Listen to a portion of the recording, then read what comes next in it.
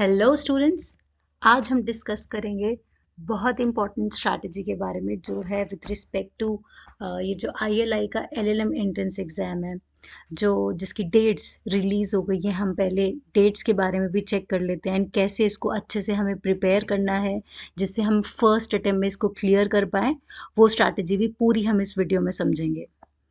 So basic information के लिए हम पहले देख लेते हैं कि जो एप्लीकेशन प्रोसेस है वो स्टार्ट हो चुका है 25 ऑफ मार्च से, और जो एप्लीकेशन की लास्ट डेट है जो फॉर्म फिल करने की वो 25 ऑफ अप्रैल है। सो एक महीने का टाइम है, आप प्लीज़ इसका वेट मत कीजिए। अगर आप बहुत श्योर है ये एग्ज़ाम आपने लिखना ही है तो please go ahead with this और आप फॉर्म फिल कर दीजिए। अनदर थिंग इज़, जो इम्पॉर्टेंट चीज़ ये है कि जो एग्ज़ाम होगा वो संडे को होगा। तो ऐसा कुछ नहीं है कि आपको कोई छुट्टी लेनी है या कहीं से, it's already a Sunday. And ये 11th ऑफ मे को डिसाइड किया गया एंड ये मॉर्निंग में एग्ज़ाम होगा, दैट इज़ 10 AM पे। अनदर थिंग, जो नोटिफिकेशन होगी रिजल्ट की वो सब वेबसाइट पे आएगी। बेसिकली उन्होंने 30th ऑफ मे की डेट डिक्लेयर करी है। एंड देन जिन बच्चों का सिलेक्शन इसमें से हो जाएगा उसके बाद होता है आपका वाइवा। उसके लिए क्या होगा, आपकी जो डेट होगी वो फर्स्ट वीक ऑफ जुलाई दी गई है। और जो उसके बाद लिस्ट निकलती हैं आपकी, ये बता रखा है इन्होंने कि 3 लिस्ट निकलेंगी, merit list first, second and third. और उसके बेसिस पे ही आपका फाइनल सिलेक्शन होगा। इन द मीनवाइल आपको कुछ टाइम दिया जाएगा जिसमें आपको फ़ीस भी सबमिट करनी है, नहीं तो आपका कैंडिडेचर कैंसिल हो सकता है। तो इन सब डेट्स का प्लीज़ अच्छे से ध्यान रखिए। ये हम जो एलएलएम 1 ईयर का है आईएलआई का, हम उसकी डिस्कशन कर रहे हैं, राइट। तो अब नेक्स्ट चीज़ देख लेते हैं कि प्रिपरेशन कैसे करनी है इस एग्ज़ाम की। उससे पहले पैटर्न समझते हैं। इसके अंदर हमें पता है कि 140 क्वेश्चंस पूछे जाएंगे जो ऑब्जेक्टिव टाइप होंगे। अब ये जो ऑब्जेक्टिव टाइप क्वेश्चंस हैं ये भी 2 पार्ट्स में डिवाइडेड है। अब इसमें जो 100 क्वेश्चंस हैं वो लीगल के रिस्पेक्ट में आएंगे, लीगल रिलेटेड सब्जेक्ट से आएंगे। और जो बाकी रिमेनिंग 40 क्वेश्चंस है, 40 क्वेश्चंस के अराउंड यू कैन से, वो इंग्लिश और जीके एंड करंट अफेयर इससे आएंगे। तो ये काफ़ी इम्पॉर्टेंट है कि आप समझें कि 40 मार्क्स जो हैं वो आपके जीके और इंग्लिश से रिलेटेड है। कोई बहुत मुश्किल नहीं है, लेकिन हाँ करना तो पड़ेगा। तो ये इजी नहीं होगा कि अगर आप खाली लीगल करके चले जाएं और आप करंट अफेयर और इंग्लिश को इग्नोर कर दें तो थोड़ा मुश्किल हो जाएगा सिलेक्शन। तो बहुत इंपॉर्टेंट है, आपको बेसिक इंग्लिश और जो बेसिक करंट अफेयर की चीज़ें हैं वो आपको थोड़ी बहुत आइडिया आपको उसका होना चाहिए, जिससे आपको डाउट नहीं होगा और आपका एग्ज़ाम क्लियर हो जाएगा। अनदर थिंग इज, इसके अंदर सब्जेक्टिव पेपर भी आता है जिसके अंदर वो आपकी लीगल राइटिंग स्किल को टेस्ट करते हैं, और ये 40 मार्क्स का होगा।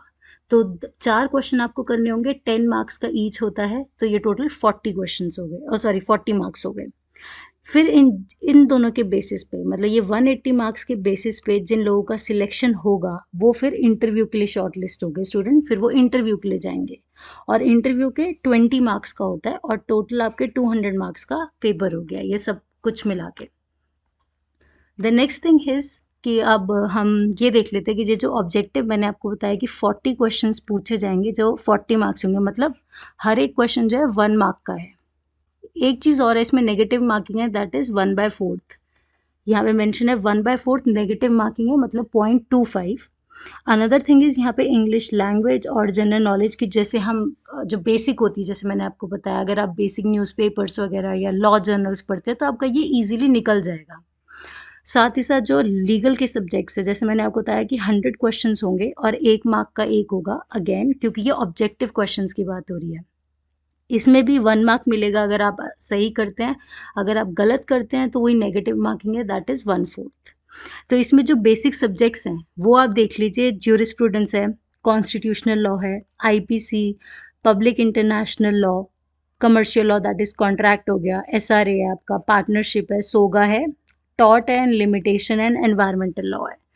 जो बेसिक ट्रेंड देखा जाए प्रीवियस ईयर के एग्जाम्स का with respect to objective type questions, ये जो 100 क्वेश्चंस होते हैं लीगल वाले, ज्यूरिस्प्रूडेंस इज़ वेरी इजी, आपको कुछ अलग नहीं करना। अगर आप AK जैन अच्छे से कर लेते हैं तो ट्रस्ट मी आप काफ़ी क्वेश्चन क्लियर कर पाएंगे। उसमें आपको दिखेगा कि बिल्कुल स्ट्रेट क्वेश्चन है, बिकॉज बहुत बेसिक क्वेश्चन पूछे गए थे जो हमने लास्ट ईयर के ट्रेंड को एनालाइज किया।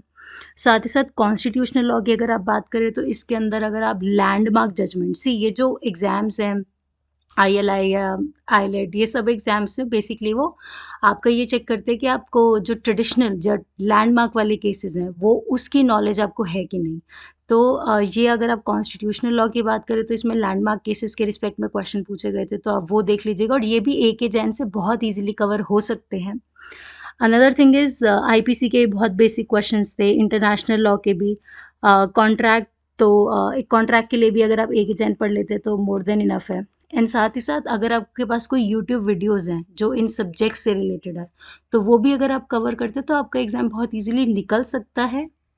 लेकिन अगर आपको होलिस्टिक प्रिपरेशन के लिए चाहिए, so do check out our course, उसके अंदर आपको सब कुछ मिल जाएगा, आपको कहीं पे भी कुछ और अलग से ढूँढने की ज़रूरत नहीं पड़ेगी।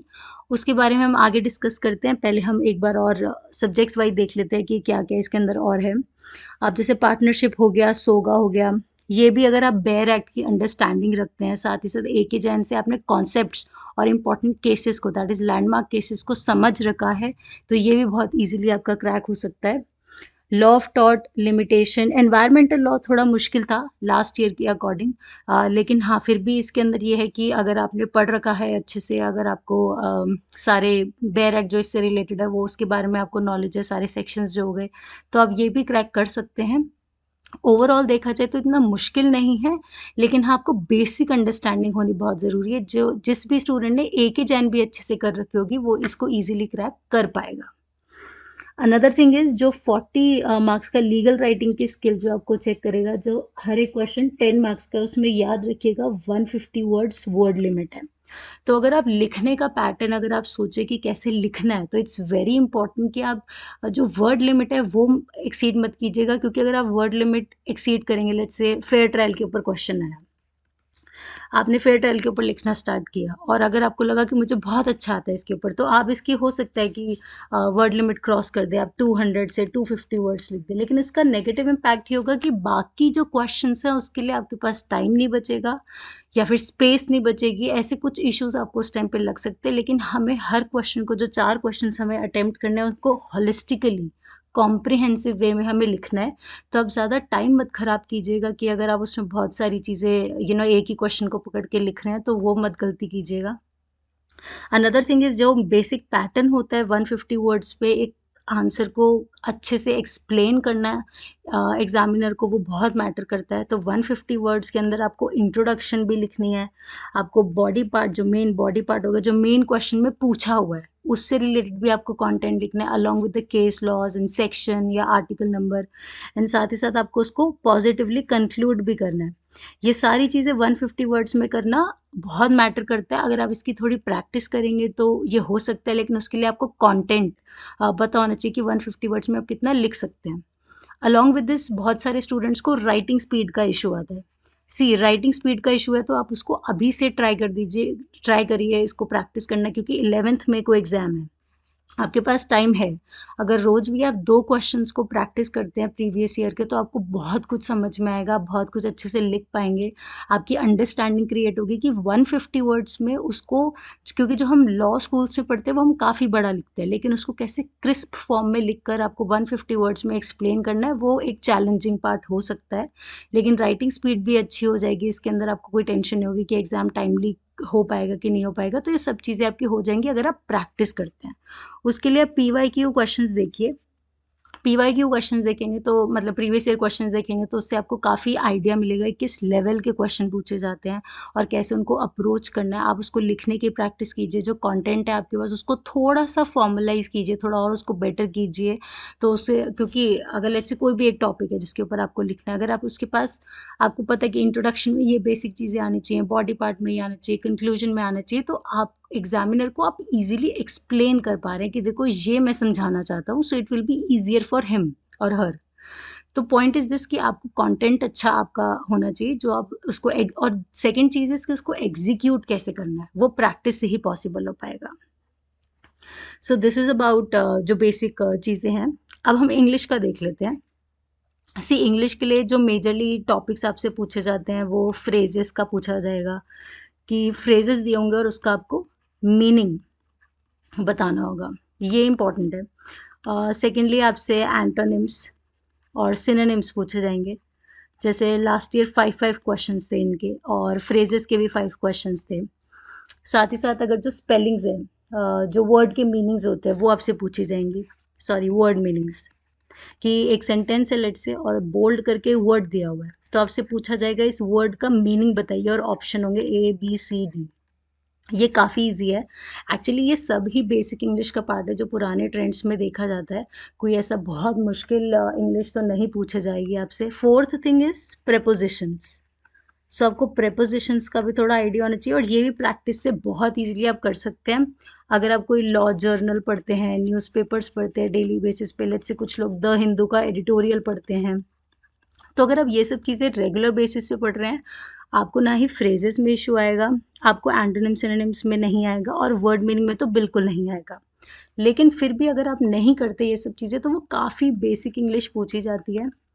ऐसा कुछ नहीं है कि आपको बहुत सारी अभी बहुत सारी बुक्स उठानी है जिसके लिए आपको ये पढ़ना है, या आपको कहाँ से प्रैक्टिस करनी चाहिए। It's just about practice. अगर आप कोई भी बुक उठाते हो उसको आप प्रैक्टिस कीजिए, इन सारे सेक्शंस को, स्पेसिफिकली जो प्रीवियस ईयर क्वेश्चंस होंगे उनको आप प्रैक्टिस कीजिए। आपको बहुत अच्छे से समझ में आएगा कि इंग्लिश को अप्रोच कैसे करना है। बट येस, डोंट फॉरगेट कि 20 के अराउंड क्वेश्चंस पूछे जाएंगे, तो आप इसको स्किप नहीं कर सकते हैं।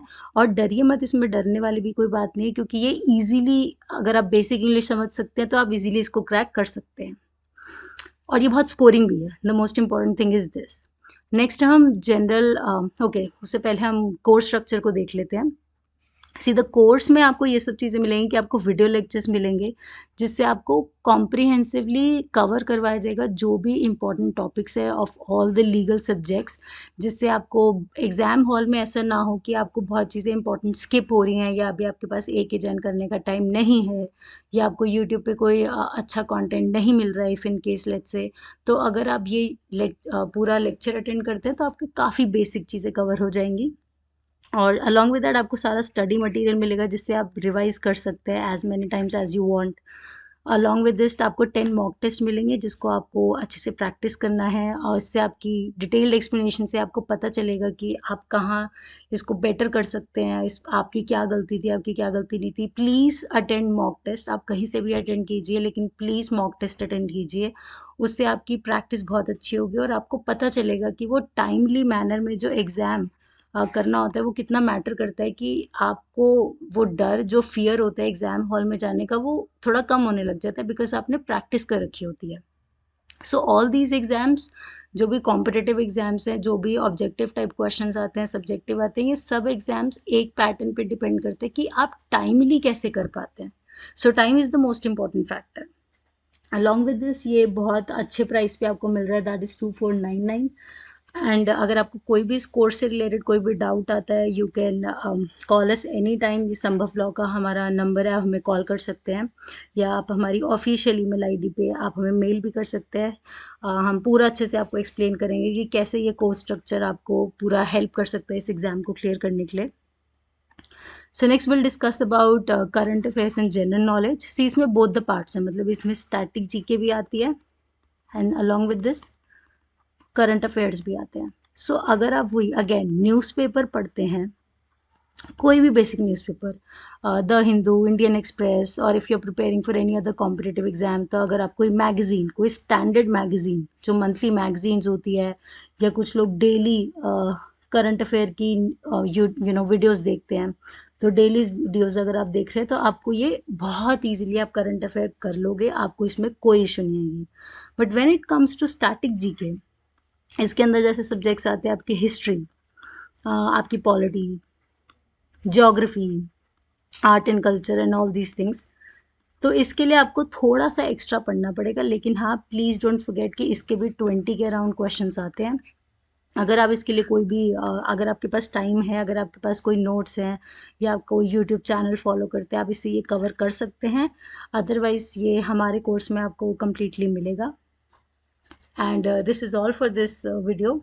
अगर आपको कोई भी डाउट आता है, आप हमें टेक्स्ट कर सकते हैं, कॉल कर सकते हैं, और आप हमारे टेलीग्राम चैनल को प्लीज़ उसको फॉलो कीजिए, आपको सारी अपडेटेड इन्फॉर्मेशन मिलेगी। And all the best, good luck, study hard.